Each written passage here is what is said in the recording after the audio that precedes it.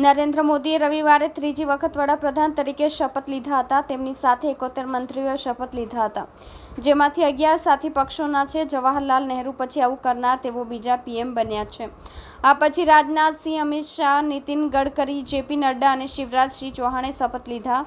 મોદી સહિત 72 મંત્રીઓએ શપથ લીધા હતા. નવસારી બેઠક પર 2009થી સતત ચોથી વખત ચૂંટણી જીતનારા CR પાટીલને મોદીની કેબિનેટમાં સ્થાન મળ્યું છે. 35 વર્ષની રાજકીય સફરમાં પાટીલ પહેલીવાર મંત્રી બન્યા છે અને 20 વર્ષ પછી સુરતને કેબિનેટમાં સ્થાન મળ્યું છે.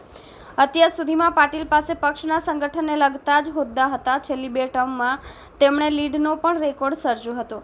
સુરતથી કેન્દ્રમાં મંત્રી બનનાર પાટીલ ચોથા સાંસદ છે. ત્યારે ભાજપના કાર્યકરો અને હોદ્દેદારોમાં ભારે ખુશીનો માહોલ જોવા મળી રહ્યો છે.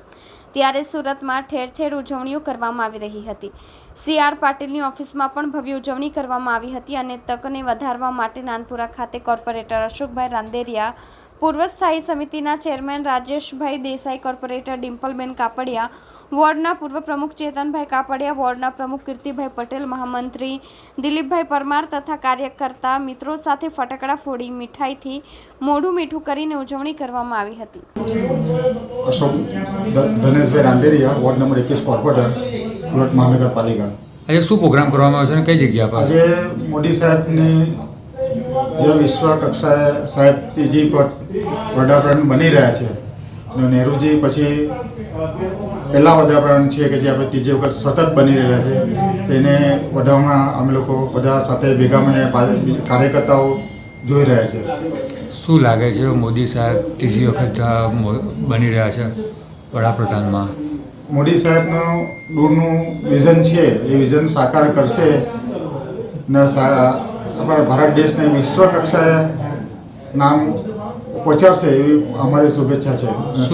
અમે સાહેબથી બધા કાર્યકર્તાઓ પણ એ જ અપેક્ષા રાખી છે. શું સંદેશો આપશો મીડિયા દ્વારા? મીડિયાને સંદેશો આપીશું કે મોદી સાહેબને ત્રીજી વખત બન્યા એટલે એમની જે કાર્ય કરવાની પદ્ધતિ છે, તો એ પદ્ધતિથી એ કામ કરે છે તે બધા લોકો સ્વીકારે જ છે. CR પાટીલ એટલે ત્રીજી વખતની પ્રજા આપી છે. CR પાટીલ સાહેબ વિશે શું કહેશો? પાટીલ સાહેબ ગુજરાતમાં 26માંથી 25 ઇંચ લાવ્યા છે, એ બદલ સાહેબને ખૂબ ખૂબ અભિનંદન.